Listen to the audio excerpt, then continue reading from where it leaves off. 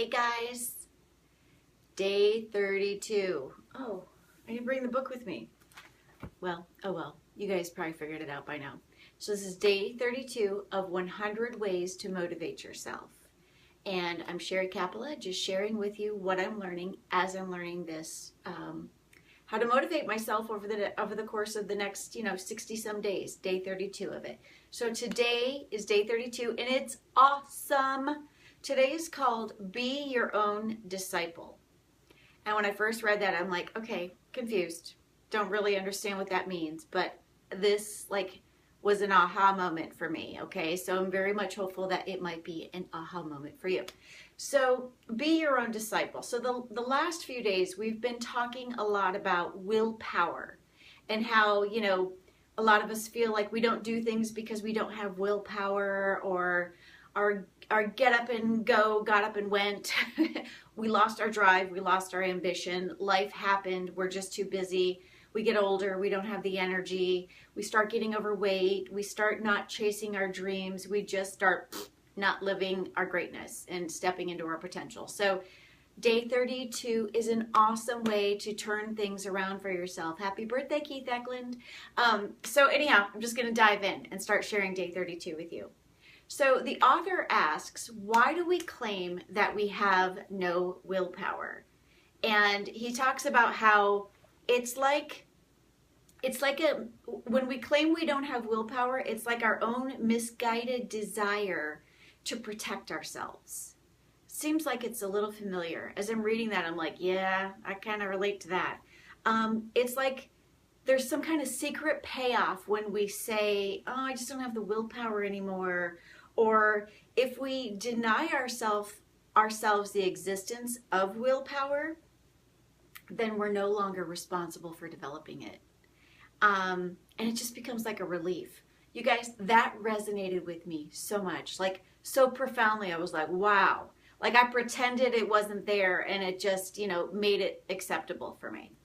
And the real tragedy here is this, that the development and the use of our willpower is the most direct access to our happiness and to our motivation that we'll ever possibly have.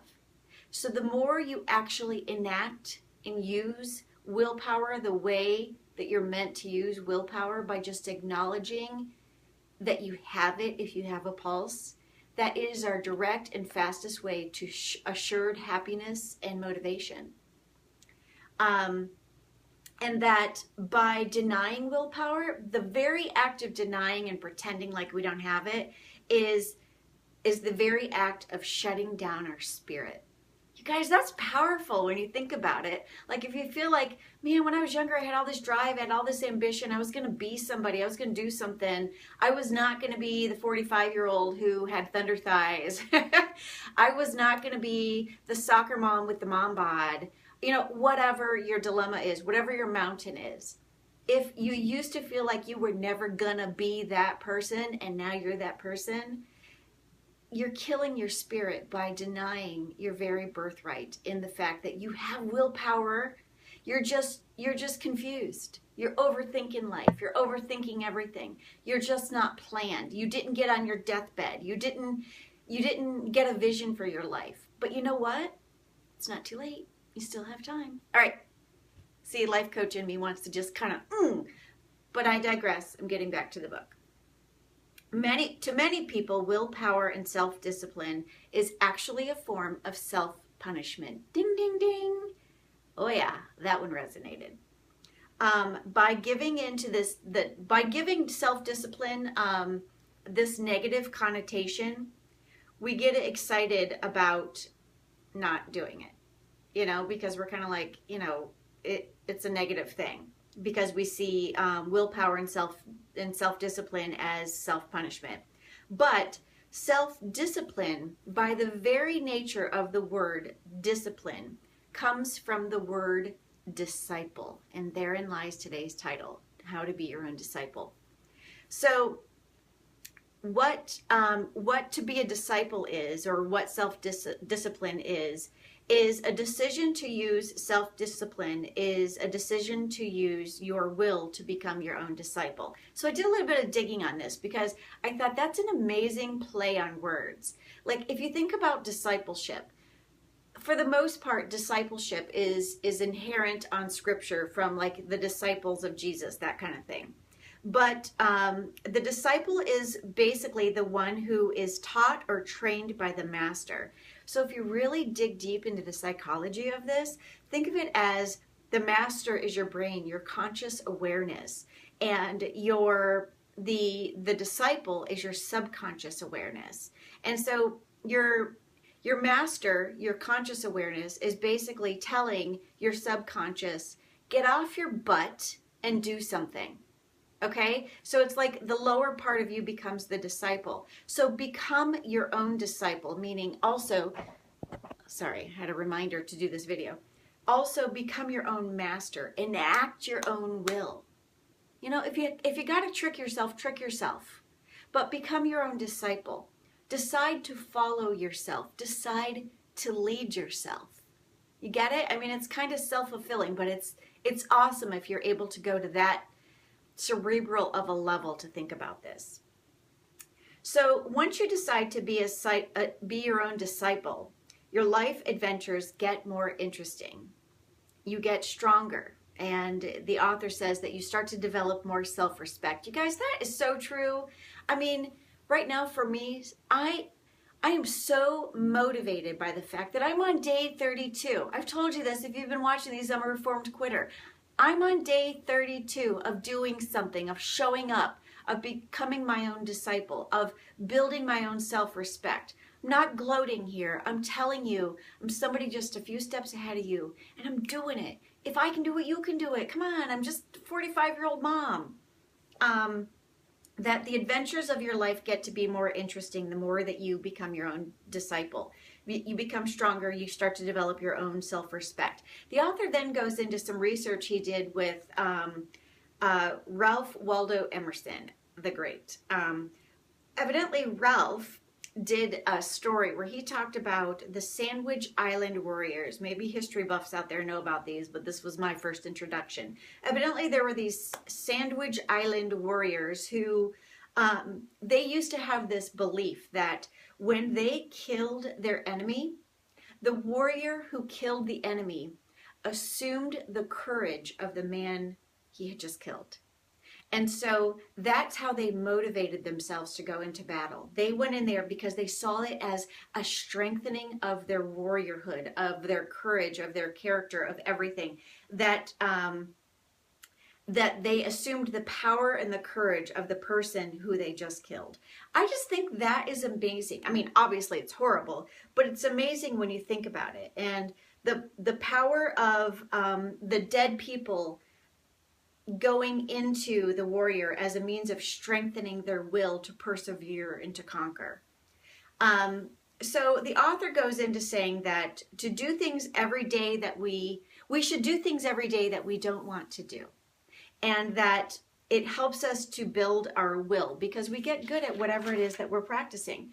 So discipline is really a game of awareness. It's a way of tricking your mind into your own discipleship, if you will, and helping your mind to see things differently. And I just think that that's amazing because if you think about it every day, if you just conquer 2 things every day that you didn't want to do, you absorb the power of the conquering of that thing that you just defeated.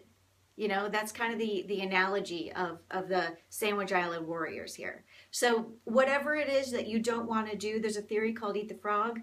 Do it first. Do it first, and it strengthens you. Do something you are afraid to do, and it will strengthen you. Do something that you don't want to do, like your willpower is no longer there. Do it. And the very act of enacting your willpower and leveraging your willpower will give you more willpower.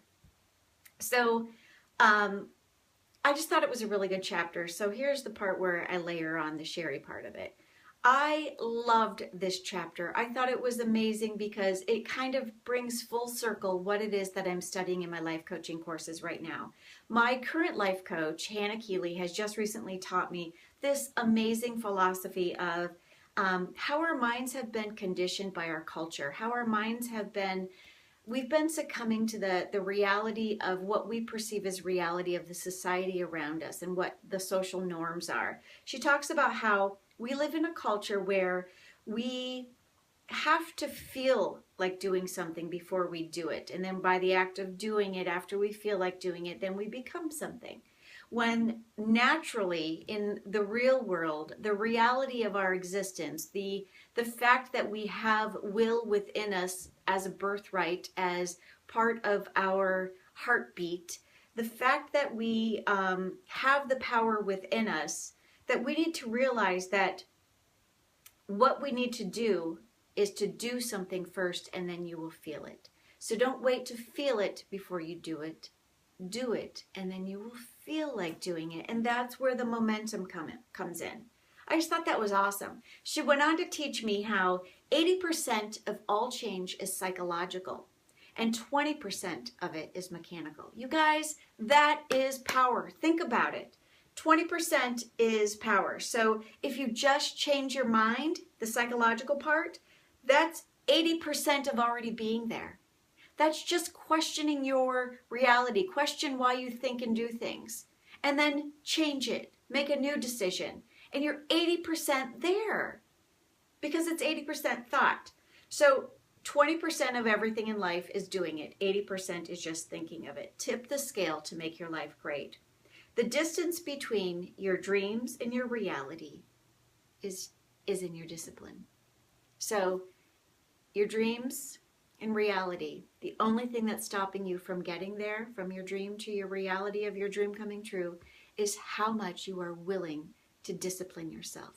How much you are willing to see that you have all the strength you already need inside of you. Just like Glinda the Good Witch said, you've had the power all along. You just had to wake up and see it and claim it and know that it's yours. And make a choice and realize that 80% is just in the act of making that choice. And then 20% is in the act of doing it.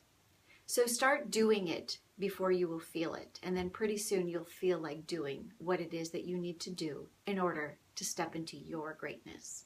I will see you all on day 33. Bye, everyone.